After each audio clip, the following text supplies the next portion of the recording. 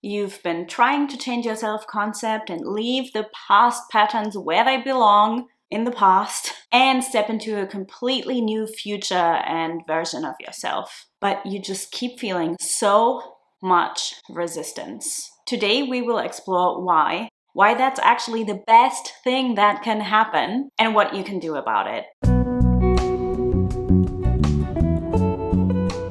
Hello my loves, welcome back to my channel, or welcome if you're new here. My name is Lorena, I'm a somatic self-concept and identity coach, and I support you in bridging the gap between who you currently are or perceive yourself to be and who you desire to be or become. Today we're going to talk about all things resistance. If you feel resistance when trying to change your self-concept, it's not a sign that you're doing something wrong. In fact, it's actually a really good thing. And I'm speaking from experience here of going through this process again and again and again. And in fact, I'm currently in a place of massive resistance and contraction myself. But because I know how to navigate it, I know how to move with it, I know how to lean into it. It's not holding me back. It's actually going to be the very thing that leads to my expansion. And I can feel that happening in real time. But before we go into the whys and hows, I want to just remind you or tell you, in case you're not aware,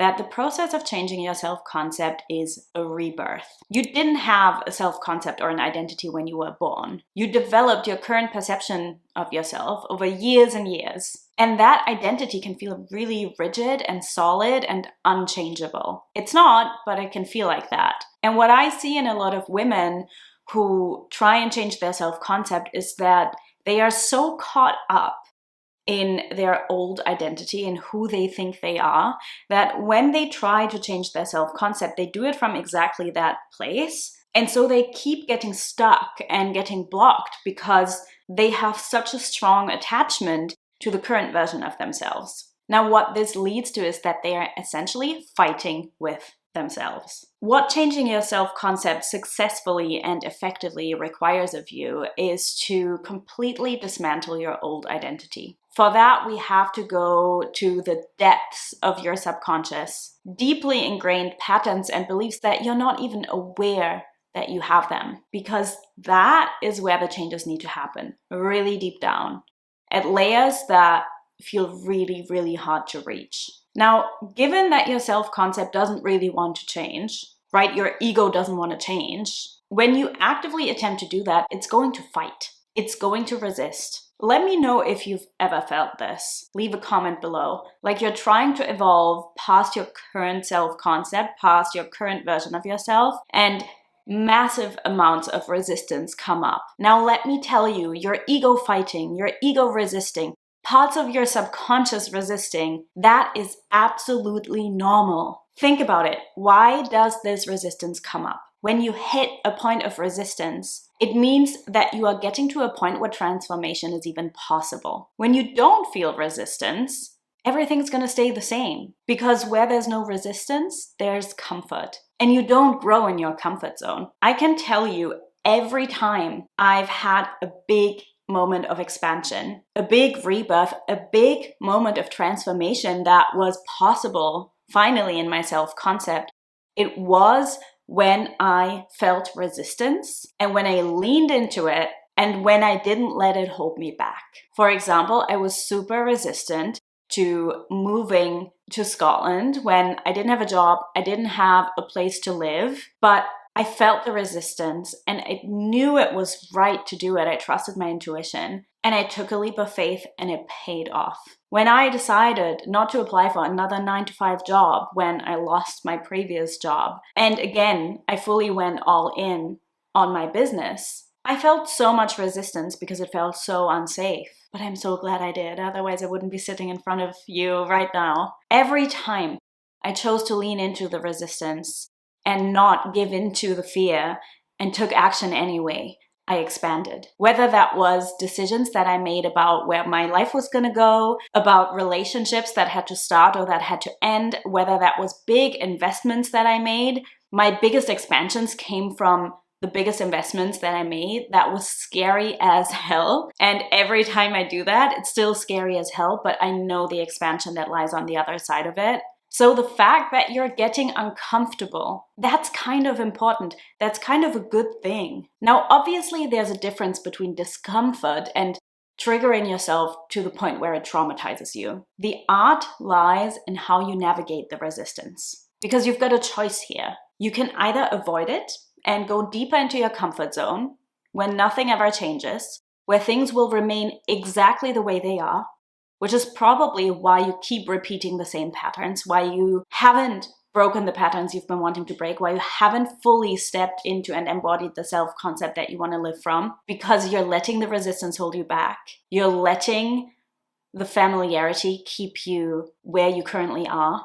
And if this is you, don't worry, this is what a lot of women do. They also fall for the idea of a quick fix, where you just have to visualize a new identity. You don't feel any resistance at all. So you may imagine things and it feels good for a moment, but that won't actually lead to lasting results, to a lasting transformation of your identity, because you're still doing it from your current one. Or you can approach it differently. And if you're part of this community here, or you're new here, but what I'm saying to you resonates with you, the previous woman I described might not be you.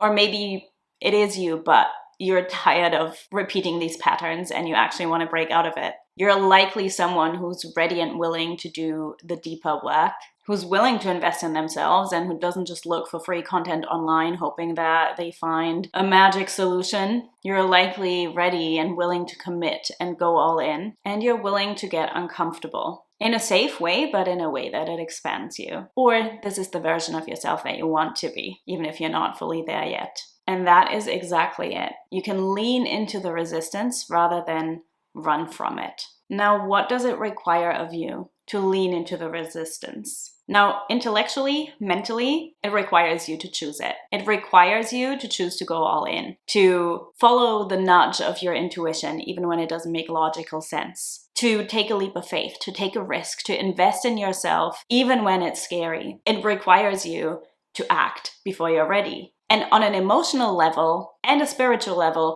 it's also about surrendering, and it's about increasing your capacity for discomfort. Speaking of surrendering, I have a really great masterclass series. I'm going to link it below in the description box. It's called Equilibrium. It's a multi-day masterclass series, and it's all about striking the balance between surrendering and persisting, because I know a lot of people get tripped up between the two. So if you don't have the replay of that yet, then you can opt in via the link below.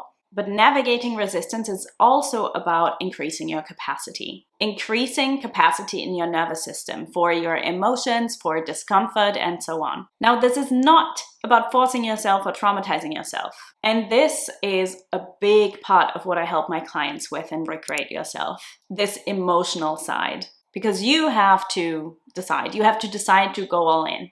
You have to decide to take the step, to choose yourself, to invest in yourself, to take a leap of faith, to make a choice for something that might pull you in intuitively, but that doesn't feel safe or logical, or that feels unfamiliar or uncomfortable.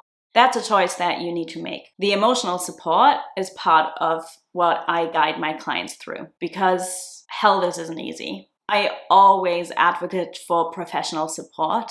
It's why I do what I do. It's why I hire my mentors and teachers and coaches as well, because this is incredibly challenging. Many parts of you are going to fight it. And if you don't want to give in to that, if you don't want to get stuck in the cycle of trying and then going back into the old pattern and then trying and going back into the old pattern, but you also don't want to be miserable and constantly triggered and feeling worse after and not trusting and constantly feeling disappointed and like your expectations aren't met, then it's really important to have someone who can hold you through that in a safe way, who can support you whilst you feel the heavy emotions that are inevitably going to come up. Because if you don't feel them, if you don't feel the resistance, you're not getting uncomfortable. Now, again, this isn't about forcing yourself past what you can handle. For me as a coach, it's all about gently directing you to embrace the resistance without going into constant contraction and fear. And with that, I often speak about the nervous system and the importance of increasing capacity in your nervous system. And this is about more than regulation. Regulating your nervous system, calming your nervous system, that's an element of it.